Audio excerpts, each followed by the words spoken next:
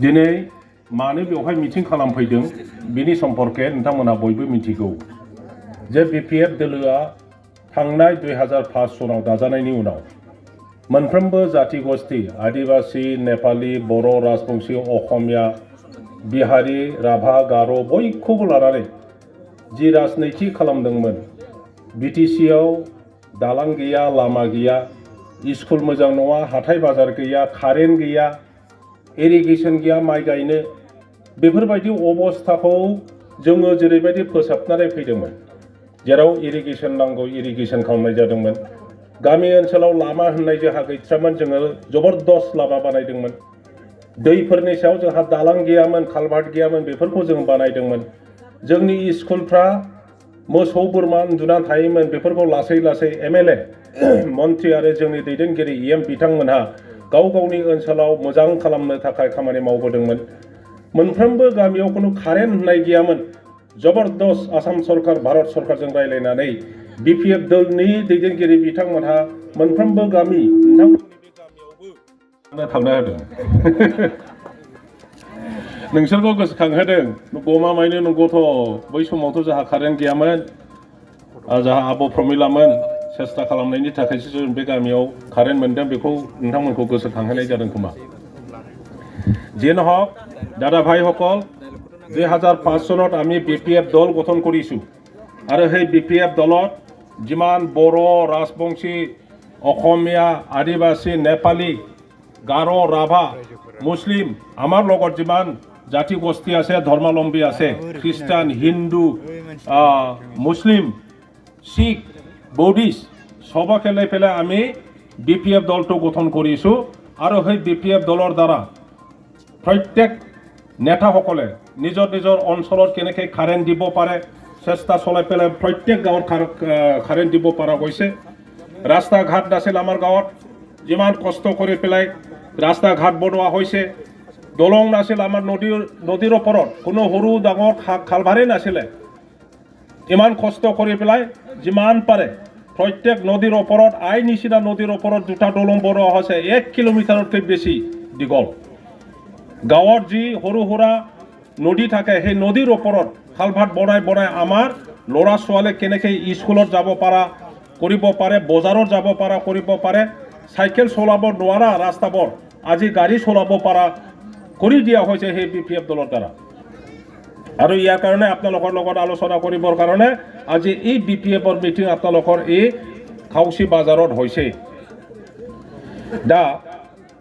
मानो जोङो ज' जादों दिनै माखासे मानिया हाबगोन আপোনালোকে দেখিছে ইতিমধ্যে 6 জন আমাৰ বিজেপিত কাম কৰা বিজেপিयाव खामानि मावनाय जोंनिनो सासे बिनानाव आरो साबा सेंग्राफ्रा बे जोहोलावफ्रा दिनै बिपिएफआव जोगदान जाफैबाय मानो जादों बिजेपियाथ' दिनै बिराद गिदिर पार्टी देश सालायदों भारत सरकार जादों आसाम सरकार दादों जोंनि बिटिसिआवबो खावसेया इउपिपिएलजों लोगोसे बिजेपि दा बिजेपिनि दैदेनगिरि बिथांमोनानो जोंनि बिपिएफआव जोगदान जादों मानो बिथांमोनहा नुबाय जे बिपिएफनि बादै गुबुन इउपिपिएल सरकारानो जाथों बिजेपि सरकारानो जाथों बा गुबुन दोलोआ खुनु खामानि मावा जोंनि गेजेराव दावराव दावसिसो लाबोयो उमुक होगोन थुमुक होगोन होननानै खोथा होयो खिन्थु जेबो मावाखै जों जेसेबां दालां बानायदों बे दालांनि बादै आरो गुबुन दालां बानायनाय बे 3 बोसोराव इउपिपिएल सरकारखौ जों नुनो मोनाखै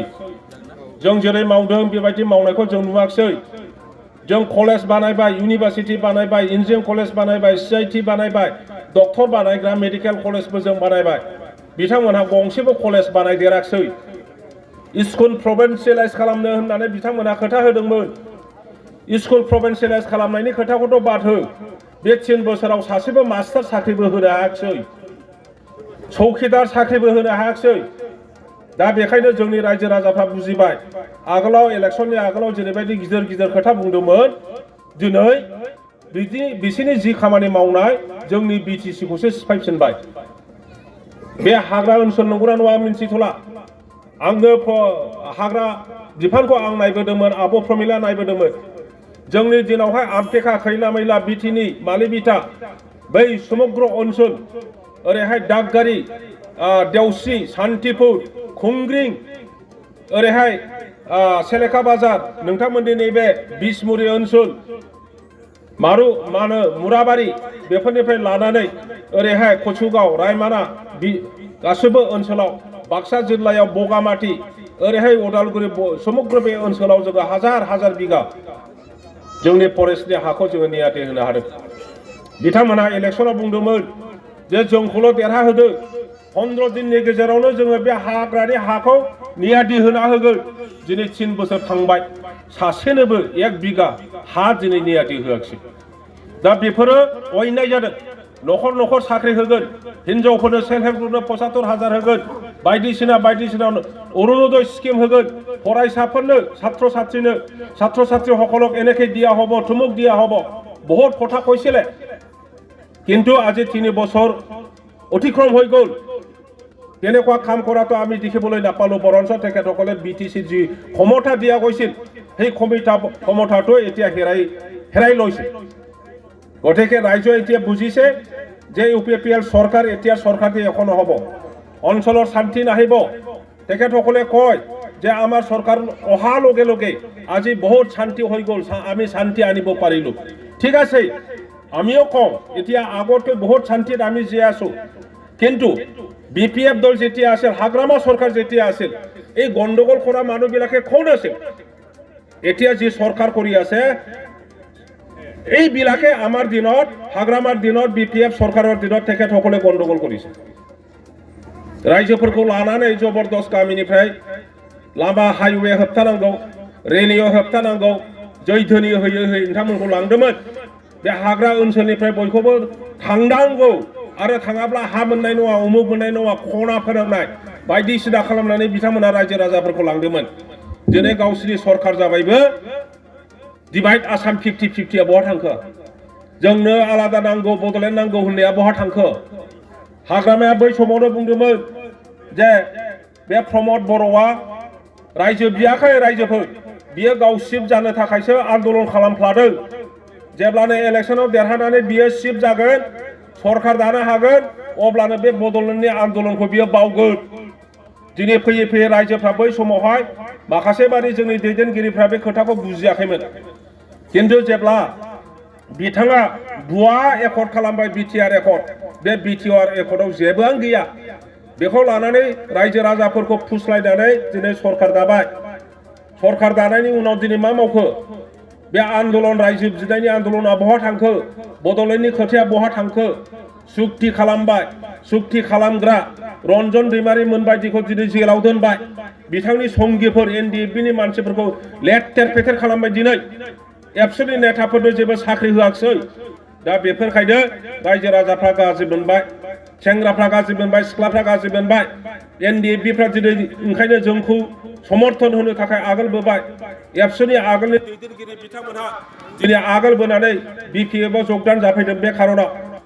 आइफोर आफाफोर बे इउपिपिएल नेताफोरनिफ्राय मोजां माबा मोनसे फिथाइ मोनगोन होननानै साननानै गोसोआव दाला बिसोरो भुल लामाजों थांखाबाय आरो जोंनि रायजो राजाफोरनि दुख सुखखौ बिथांमोनहा खोनासङा बुजिनोबो रोङा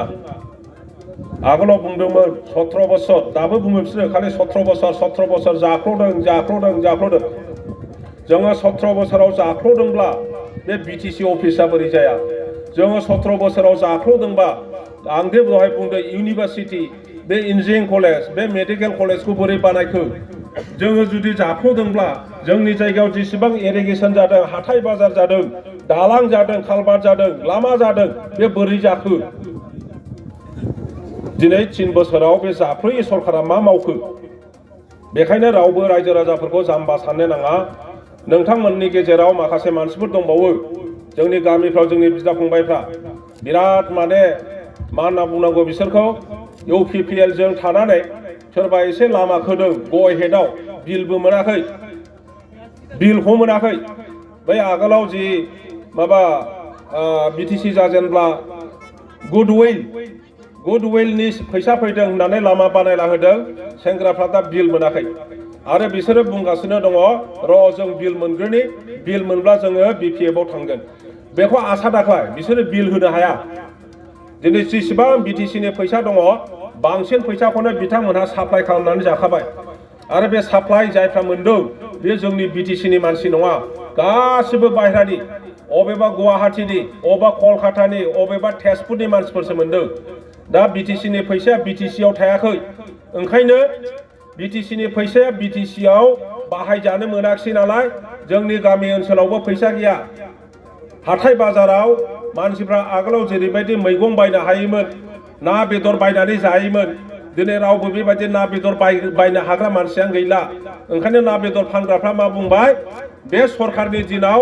जोङो जेबोखौनो फाननो हाला अमा बेदरा आगोलाव 400 थाखामोन दा 200 थाखायावसो जोङो फाननांबाय 250 थाखायावसो जों फाननांबाय बेबायदि खोथाया ओरैनो ओंखाराखै